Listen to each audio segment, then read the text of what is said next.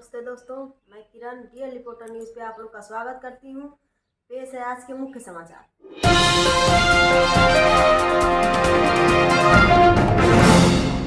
गोरखपुर में मिली महिला की लाश।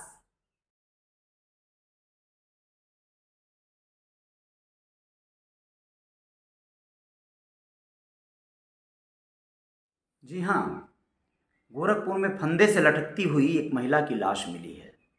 ये बहुत दुखद पहलू है समाज का। और इस तरह के अपराध या किसी भी तरह के अपराध जो हैं वो कभी भी किसी भी वक्त में रुकने का नाम नहीं लिए हैं। बस उनका रूप बदलता रहा है, हालात बदलते रहे हैं, परिस्थितियां बदलते रही हैं, लेकिन इस समाज में कभी भी क्राइम कहाँ खत्म हुआ है।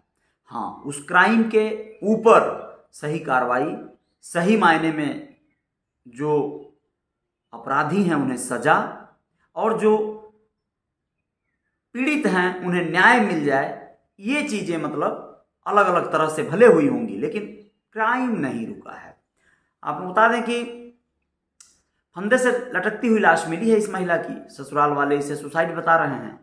घटना से पहले महिला का शराब को लेकर उसके पति से झगड़ा हुआ था, जिसके कुछ देर के बाद उसकी लाश कमरे में फंदे से लटकती हुई मिली थी। महिला के ही घर में रहकर ठेला लगाने वाले भाई परम साहनी ने शव को नीचे उतारा और फिर पुलिस को सूचना दी। महिला के ही घर पे रहता था वो। पूरी बात यह है कि कैंट थाने इलाके की यह घटना है, सिंघड़िया की। सूचना पर SP city Krishna Kumar Bishnoi, CO Cantt, forensic team और डॉग स्क्वाड टीम लेकर मौके पर पहुंच गए थे। जांच के बाद पुलिस ने शव को पोस्टमार्टम के लिए भेज दिया। एसपी सिटी कृष्ण कुमार बिश्नोई ने बताया कि प्रथम दृष्टया मामला खुदकुशी का है और शव को पोस्टमार्टम के लिए भेजा गया है। अब आप लोग बता दें कि आगे जो भी होगा ये निकालेंगे लोग निष्कर्ष। गीडा इलाके के पेवनपुर नौशर निवासी रंजना की शादी 2018 में सिंघड़िया के रहने वाले विश्वास निषाद से हुई थी। दोनों के ही 2 बच्चियां हैं, एक 4 साल की विनीता और 2 साल की अनीता। दोनों में अक्सर शराब पीने पर विवाद भी हुआ करता था। गुरुवार को भी विवाद हुआ था और पति घर से निकल गया। शाम में रंजना का सगा भाई परम साहनी जब घर पहुंचा तो उसने बहन को पंखे से साड़ी के सहारे लटका हुआ देखा। हो सकता है वो मारे डिप्रेशन में आके, तनाव में आके खुदकुशी कर ली हो, और ये भी हो सकता है कि भाई उसके साथ कोई हादसा हुआ हो। इस बात पे तो खैर पुलिस की जांच बनती है और जांच कर रही है पुलिस। जो भी होगा सामने आएगा।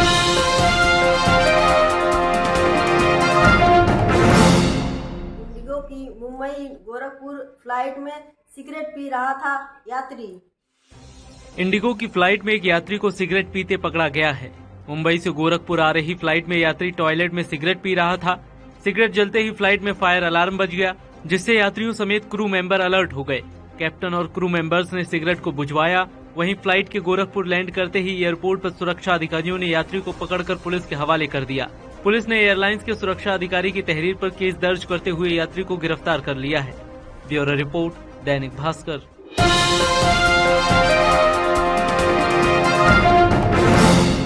गोरखपुर नगर निगम महापौर सीट हुई सामान्य।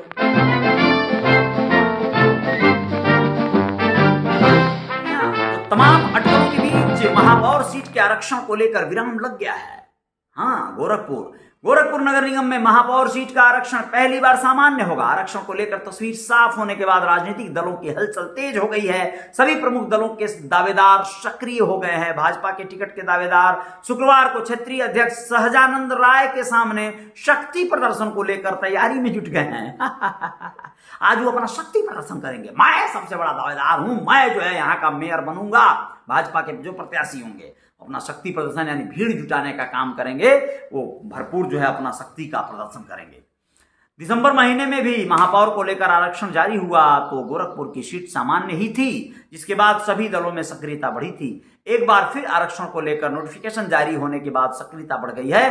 साल 1994 में नगर निगम के गठन के बाद से मेयर की सीट 3 बार अन्य पिछड़ा वर्ग, 1 बार अन्य पिछड़ा वर्ग महिला और 1 बार सामान्य महिला के लिए आरक्षित रही है। सन 2000 में एक बहुत बड़ा यहां पर परिवर्तन देखने को मिला था। एक ट्रांसजेंडर ने छीन ली थी भाजपा से यह सीट मेयर वाली।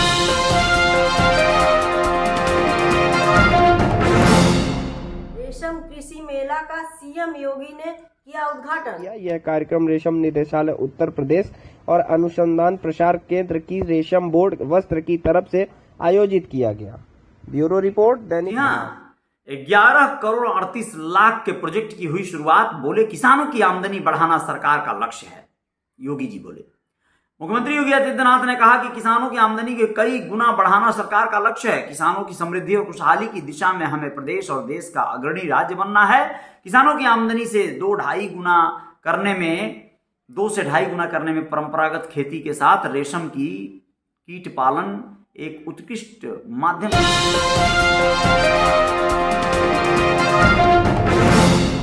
गोरखपुर में युवक की हत्या।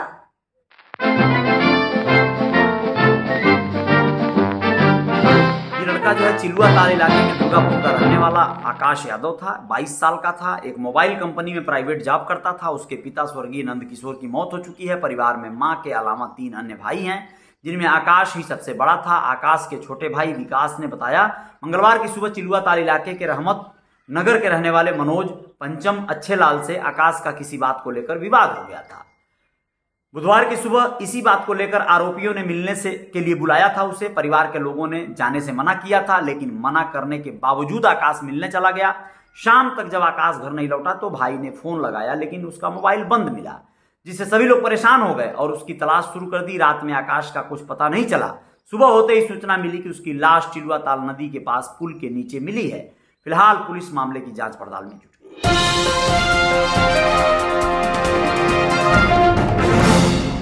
गोरखपुर में अतरौला खेल मैदान में मिला युवक का शव।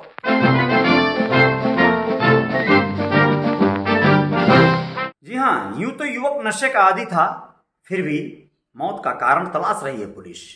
क्या निष्कर्ष निकलता है, इसको जानना है। गोरखपुर के गोला कस्बा स्थित BAAV इंटर कॉलेज के पीछे वार्ड नंबर 10 निवासी नवीन नायक पुत्र सुरेंद्र नायक का शव अतरौरा स्थित खेल मैदान में पड़ा मिला। पुलिस ने शव को कब्जे में लेकर पोस्टमार्टम के लिए भेजने के बाद युवक के मौत के कारण को तलाश रही है। यह सुबह से ही घर से लापता था, जिसकी तलाश पिता द्वारा की जा रही थी। तभी किसी का शव देखकर खेल मैदान से सूचना आई। पिता ने मौके पर पहुंच के शव की शिनाख्त अपने पुत्र नवीन के रूप में की। मृतक MBA करके एक कंपनी में नौकरी करता था, लेकिन कोरोना काल में नौकरी छूट गई थी। 2020 में मृतक की शादी हुई थी, लेकिन 1 वर्ष बाद पति पत्नी अलग हो रहने लगे थे। पत्नी पक्ष से मृतक पर मुकदमा भी दर्ज करा दिया गया था, जिसके बाद से मृतक अत्यधिक नशे का आदी हो चुका था। नशे के कारण ही मृतक कुछ दिनों पहले पैरालिसिस का शिकार भी हो गया था। पिता ने पुलिस को तहरीर देकर सूचित किया कि मृतक शराब के नशे का आदी था।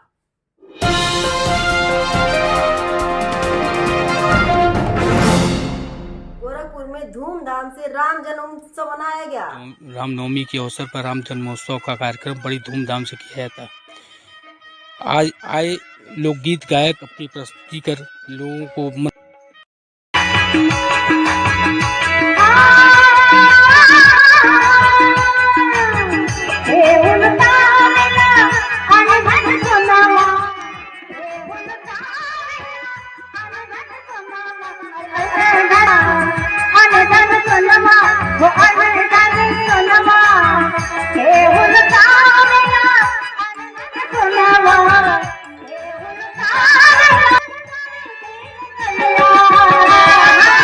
बड़े धूमधाम से राम जी का जन्मोत्सव मना गोरखपुर में भाई। बिल्कुल अच्छा है। कलाकारों ने प्रस्तुत किए लोकगीत और सोहर गाए, झूम उठे श्रोता।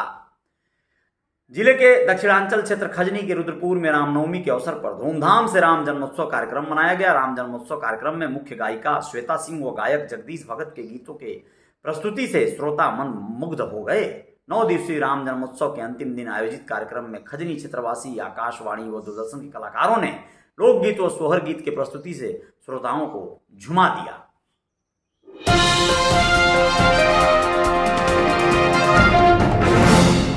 गोरखपुर में महिला ने किया सुसाइड।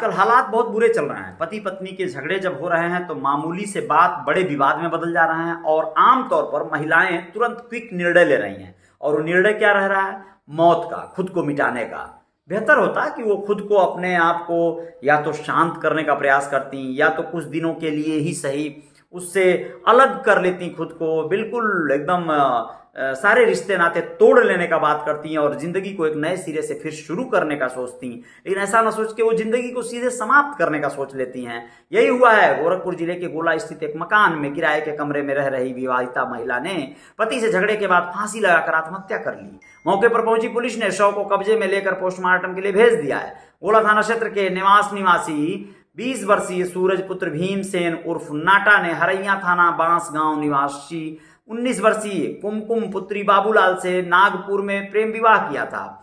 दोनों में प्रेम संबंध नागपुर रहने के दौरान हुआ था। शादी करने के बाद दोनों भागकर गोला चले आए थे। उपनगर के पश्चिमी चौराहे पर गोला कौड़ीराम मार्ग पर ठाकुर दुबे की मकान में किराए पर रहने लगे थे। सोचिए, ये उसको नागपुर से, यानी अगर वहां की रहने वाली थी या वहां मान लीजिए बहुत कोई बाहर के लोग, बिहार के, यूपी के, कहीं के भी परिवार रहते हैं, वहां से इस लड़की को भगा लाया था। या 19 साल की लड़की थी और यहाँ पर वो ला के रखता था, रह रहा था। और सूरज एक ठेले पर सहयोगी के रूप में काम करता था।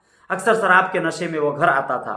तकरीबन 15 दिन पहले किसी बात को लेकर पति ने महिला को मारा पीटा था। वहीं महिला गर्भवती थी। इसी बात को लेकर दोनों में झगड़ा और मारपीट होने के बाद पति घर से निकलकर बाहर चला गया। रात में महिला ने दरवाजा बंद कर दुपट्टे से पंखे में फांसी लगा ली। बात की जानकारी तब हुई जब पड़ोस की रहने वाली एक महिला कुमकुम से मिलने के लिए उसके कमरे पर गई। बहुत बार बुलाने पर जब वो कोई जवाब नहीं आया तब उसने खिड़की से देखा तो महिला फांसी पर झूलते नजर आई। देखकर चिल्लाने लगी वो महिला, पड़ोस की रहने वाली। पड़ोस की महिला के पति को तुरंत बुलाकर लेकर आई और दरवाजे को तोड़कर महिला को अस्पताल पर ले जाया गया, जहां डॉक्टरों ने उसे मृत घोषित कर दिया। मेरी जानकारी के अनुसार पति की यह दूसरी शादी थी। इसके पहले भी उसने एक महिला से लव मैरिज किया था, जिससे उसे एक लड़का भी है। तो ये हालात हैं, बहुत दुर्भाग्यपूर्ण है ये सब, क्या बोला जाए इसको।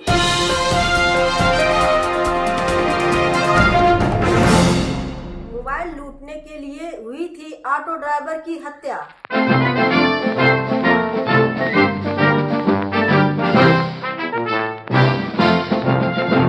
उत्तर प्रदेश, बिहार या ऐसे तमाम राज्य हैं जहां पर बेरोजगारी, जहां पर गरीबी, जहां पर भूखमरी, जहां पर नशाखोरी बहुत चरम पर है आज भी।